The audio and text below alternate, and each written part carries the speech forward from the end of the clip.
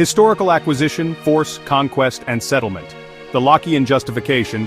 Philosopher John Locke argued in the 17th century that individuals could claim ownership of land by mixing their labor with it, for example, farming, building. This theory, however, contained a crucial proviso, that there must be enough and as good left in common for others. This proviso was quickly rendered null and void as all fertile land was claimed. The reality of violence and dispossession. Historically, land was almost universally taken by force, conquest, or enclosure movements.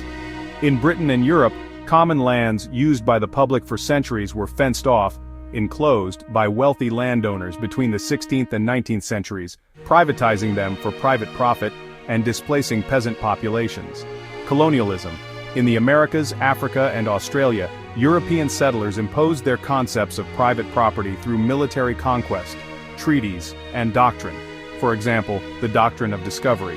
Systematically dispossessing indigenous populations who often had completely different concepts of land stewardship and usufruct, the right to use, not own.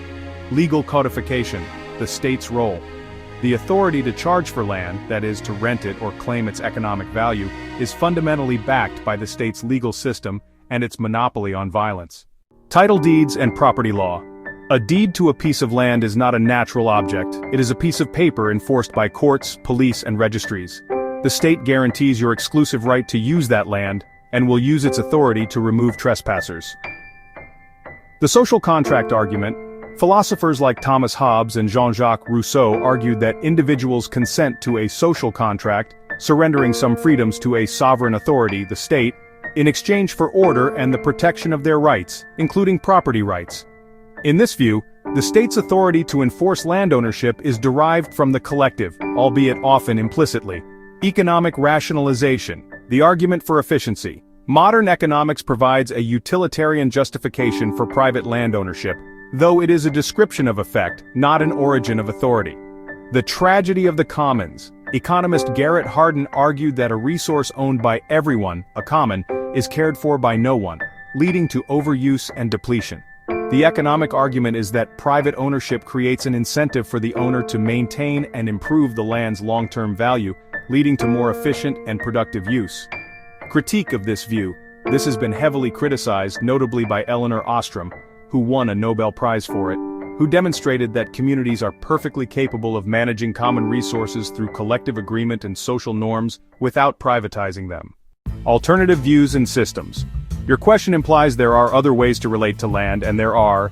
Georgism, an economic philosophy by Henry George, which argues that while individuals should own the value they create through their labor and buildings, the economic value of the land itself, its unimproved value, often derived from community development and nature, belongs equally to all society.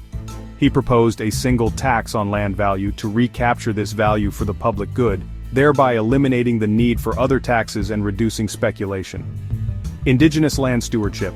Many indigenous cultures worldwide view humans as stewards of the land, connected to it through reciprocity and responsibility, rather than as owners who can charge for its use.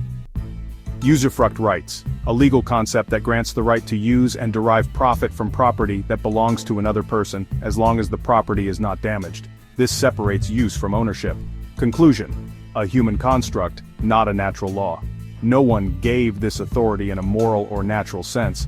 The authority to charge for land is a power that was historically taken, often by force, and then legitimized and enforced by the legal systems and nations that emerged from those power structures. It is a social agreement that is constantly being questioned, challenged, and reformed.